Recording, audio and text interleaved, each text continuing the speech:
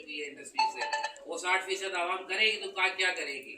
बात यह कि सबसे पहले हमें फोकस करना पड़ेगा कि हमें इस कोरंगी का मंशूर बनाना है, और वो मंशूर मैं बना के आया हूँ आज आपके सामने। मैं आप लोगों को नौकरी का वादा नहीं करता, मैं आप लोगों को वादा नहीं करता कि मैं आपको ग्रेड 1 ग्रेड 2 का गुलाम बनाऊंगा। मैं आपसे वादा करता हूं मैं आपको कारोबारी बनाऊंगा। आपके घर का एक एक बच्चा कारोबारी बनेगा। मेरा निशान है लैपटॉप, और लैपटॉप का मतलब होता है टेक्नोलॉजी, और दुनिया जा रही है टेक्नोलॉजी की तरफ। तो बात यह है कि मैं इस बात पे पूरी यकीन रखता हूं कि कोरंगी लांडी की जो आवाम है, इससे बेहतरीन मेहनतकश ज़हीन लोग पूरे कराची में नहीं है। कराची 67% टैक्स देता है। क्या कराची को उसका